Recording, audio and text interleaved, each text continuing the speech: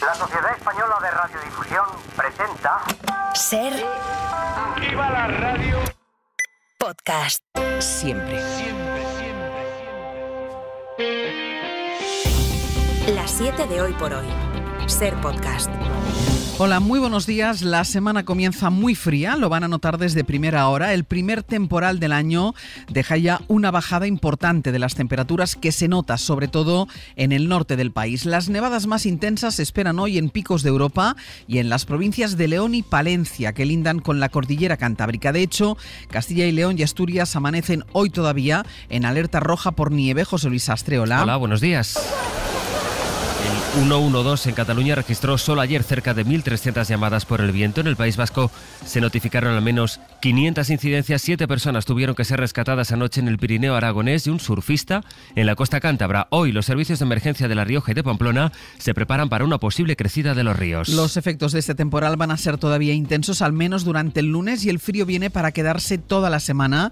Jordi Carbó, buenos días. Buenos días, van a ser muchas cosas. El viento de entrada va a la baja, pero cuidado porque algunas rachas, especialmente en el Mediterráneo, serán de fuerte intensidad.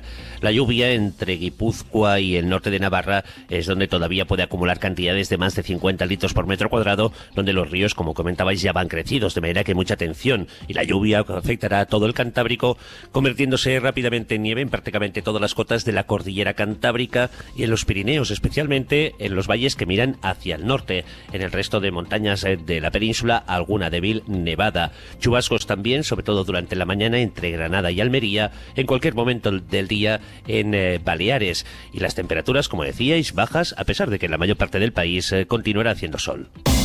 Estados Unidos y Europa hablan de una nueva oportunidad ante la caída del régimen de Bashar al-Assad en Siria, que pone fin a 13 años de guerra civil y décadas de dictadura. Washington y Bruselas apuestan por una transición pacífica y creen que el derrocamiento de al-Assad ilustra el debilitamiento actual de quienes eran sus socios, Rusia, Irán y Hezbollah. De todos modos, Biden advierte del peso que tienen grupos islamistas dentro de los rebeldes. Algunos son considerados terroristas por la Casa Blanca, también por la Unión Europea.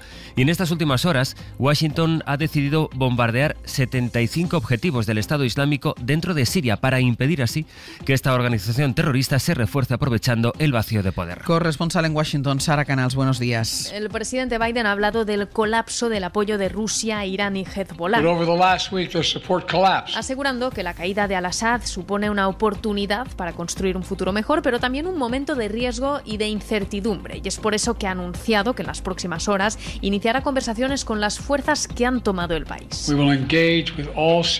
Aunque no sin cierta cautela. Biden insistía en que los rebeldes, al igual que el régimen de al-Assad, han cometido actos de terrorismo y que seguirá muy de cerca sus palabras y sobre todo sus acciones para garantizar una transición lo más estable posible. Biden también ha anunciado que enviará a funcionarios a la región para estar en contacto con sus socios árabes y proteger a estados vecinos como Irak, Líbano o Jordania, y también que mantendrá la presencia militar en Siria para seguir luchando contra el Estado Islámico y evitar que se aprovechen de esta situación de inestabilidad para ganar poder. De hecho, en las últimas horas, las fuerzas estadounidenses ya han atacado a más de 75 objetivos del grupo en el centro del país. 11 días han bastado a los rebeldes para echar abajo un régimen familiar que ha durado más de 50 años. Han aprovechado que los principales socios de al-Assad tenían que ocuparse de otros frentes. Rusia de Ucrania, Irán se debilita y Hezbollah se ha enfrentado con Israel en los últimos meses. El resultado es la caída de Assad, a la que ha seguido una noche de celebraciones en Siria, con sonidos así a pesar del toque de queda. Cientos de sirios han lanzado a la calle disparos al aire y gritos de libertad o de Siria es del pueblo, ya no es del Assad. El hasta ahora presidente huyó de madrugada en avión, se refugió en Moscú junto con su familia. Putin les ha concedido asilo por motivos humanitarios. La intención del gobierno derrocado es, dice, facilitar la transición pacífica por la que abogan todas las partes. Esta noche han estado reunidos con los líderes rebeldes para negociar ese traspaso de poderes lo antes posible. Entre tanto, los rebeldes sirios han empezado a liberar a presos políticos de Saidnaya, la principal cárcel del régimen del Assad, donde durante años organizaciones internacionales han denunciado torturas, agresiones sexuales y ejecuciones masivas que Amnistía Internacional cifra en 13.000 personas asesinadas. Ahora los familiares acuden en masa para saber qué fue de sus seres queridos y varios equipos de rescate intentan abrirse paso en pasajes ocultos donde creen todavía quedan presos. Es lunes, es 9 de diciembre. Hoy por hoy noticias.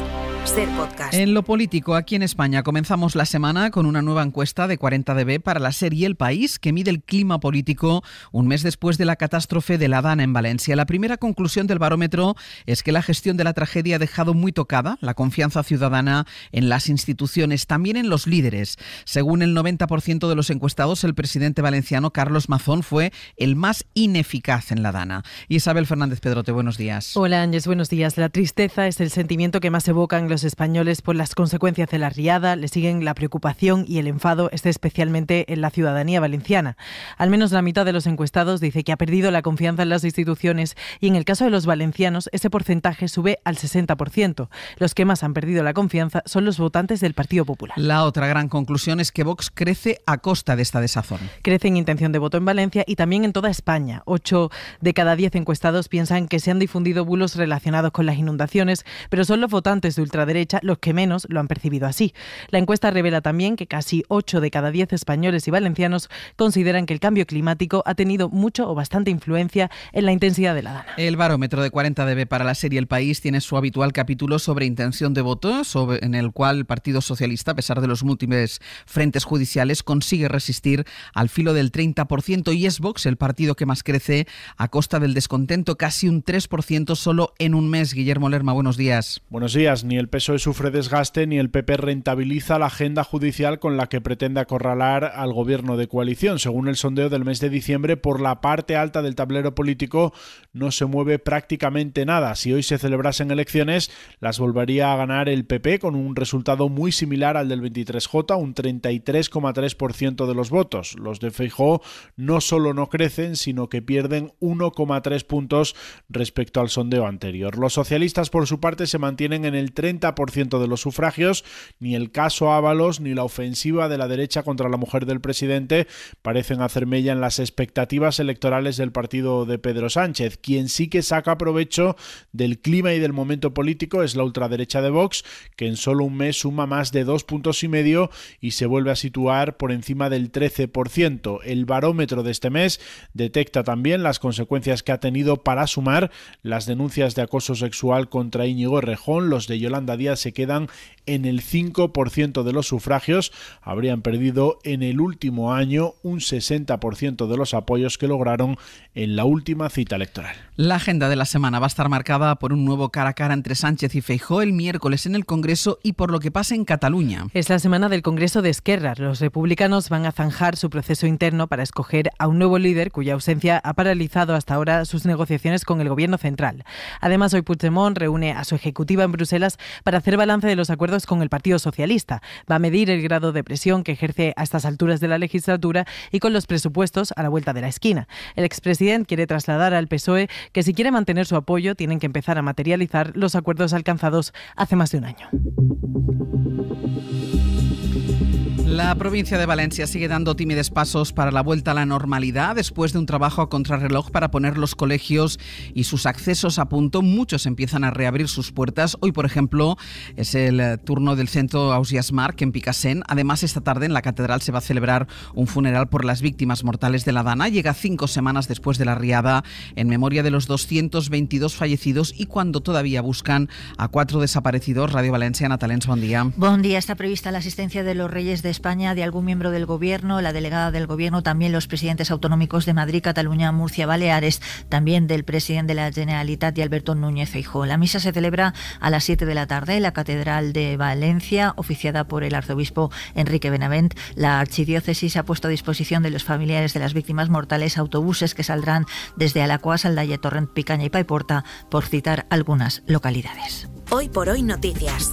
Ser podcast. El fin de semana deja en Ceuta el rescate de más de una decena de personas que intentaban cruzar a nado desde Marruecos. En Canarias rescataron ayer a otras 65 personas, entre ellos 6 mujeres y 3 menores, en una neumática cerca de la costa de Lanzarote. Tras el nuevo bloqueo del Partido Popular a la reforma de la ley de extranjería y ante el fracaso de las negociaciones con el Gobierno central y autonómico, hoy el presidente canario convoca otra reunión del Pacto Migratorio.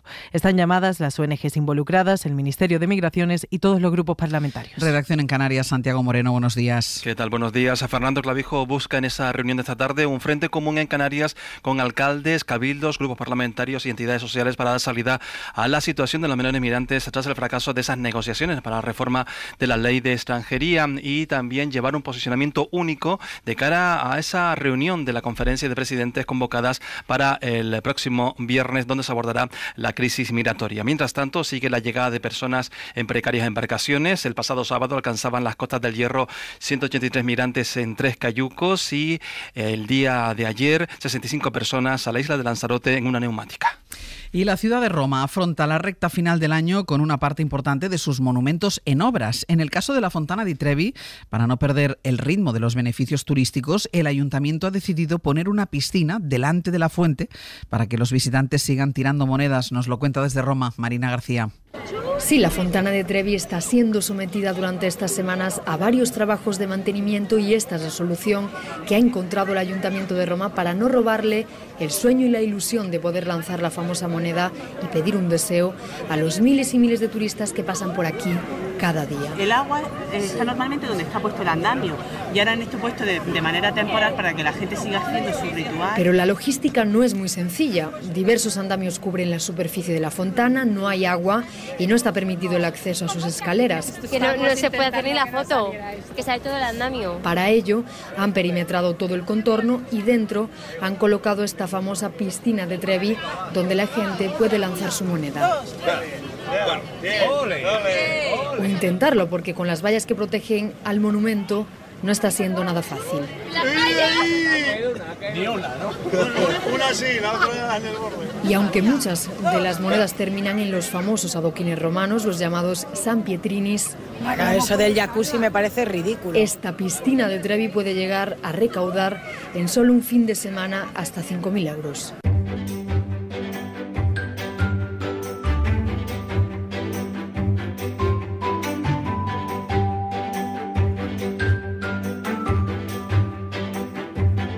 Nos vamos hasta Castilla y León. En Radio Valladolid está Eva Marín. Eva, buenos días. Hola, buenos días. Y hasta Murcia, y está Maika Sánchez. Maika, ¿qué tal? Muy buenos días. Hola, ¿qué tal? Buenos días. Vamos con noticias de estas dos comunidades, Eva, como León, que se une a las ciudades en contra de las celebraciones de despedidas de soltero. A León tampoco se puede ir. Pues no, es la propuesta de la Comisión de Seguridad del Ayuntamiento leonés para reducir el impacto negativo de este tipo de celebraciones que se llevan a cabo además en las áreas de más afluencia turística de la ciudad. Se pretende limitar el ruido, la suciedad y las conductas que puedan afectar a la convivencia, y para ello se incluiría la prohibición de transitar o permanecer totalmente desnudos por los espacios públicos o vías públicas o en espacios privados abiertos y fácilmente visibles desde los citados espacios y vías. También se prohibiría vestir o portar ropa o complementos que supongan una representación de los órganos sexuales del ser humano, portar o exhibir muñecos o elementos de carácter sexual. No hay que olvidar de todas formas que el Ayuntamiento de Salamanca ya intentó una modificación similar en sus ordenanzas municipales y el Tribunal Superior de Justicia de Castilla y León se lo echó por tierra. Vaya, se lo tumbó. Sí. Un arqueólogo descubre la carta papal que demuestra, Maika, que el traslado del obispo de Cartagena a la ciudad de Murcia fue ilegal. Es un paso más en el pique entre Murcia y Cartagena. El historiador, arqueólogo y escritor Iván Negueruela ha presentado su último libro, Materia Scandali, en el cual aborda de modo definitivo, dice, la ilegalidad del traslado de la sede episcopal de Cartagena a Murcia en el año 1291 por el infante Don Sancho, hijo del rey Alfonso X el Sabio. En su exposición, Negueruela ha mostrado en exclusiva y por primera vez en la historia de España la reproducción fotográfica de la carta papal que dice fue ocultada intencionadamente durante más de 700 años y que acredita el engaño más importante y duradero de la historia de la Iglesia en España.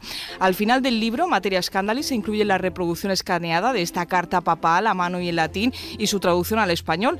La publicación de este definitivo documento papal le fue autorizada a Negueruela por el obispado, siguiendo la línea de las nuevas políticas del Vaticano sobre los archivos de la Iglesia. Así que ya sabemos por qué el obispado de Cartagena tiene su sede en Murcia. En Palencia, un vecino encontró 800 euros en la calle y se los llevó a la policía local.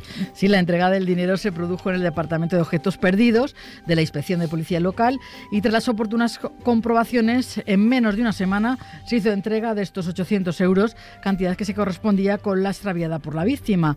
El dinero fue hallado por un vecino que decidió depositarlo a recaudo de la policía local a fin de que hiciera las gestiones oportunas para localizar a su propietario, como finalmente ocurrió. Queda gente honrada. Pues sí.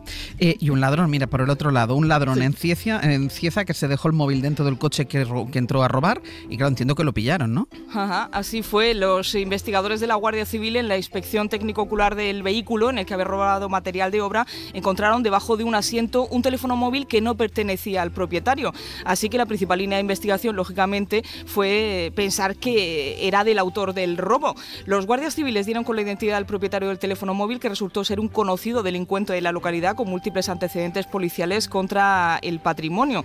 La investigación sigue abierta para determinar si el arrestado se encuentra vinculado a la autoría de otros hechos similares, donde, claro, no van a tener las pruebas tan claras. No se dejó el móvil en todas partes. No se lo dejó. Maika, Eva, gracias. Hasta luego. Y vamos ya con nuestra recomendación cultural para empezar el día y para empezar la semana también. Y hoy Pepa Blanes nos propone ver una serie. Los Años Nuevos es una serie que pone los pelos de punta, quizá porque nos sumerge en la vida íntima de una pareja a lo largo de 10 años.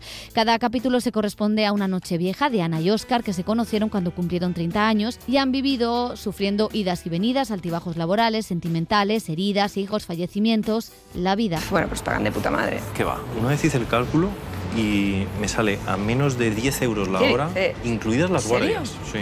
Y luego que nos renuevan de 3 meses en 3 meses. Es decir, que nunca sabes cuándo te van a echar.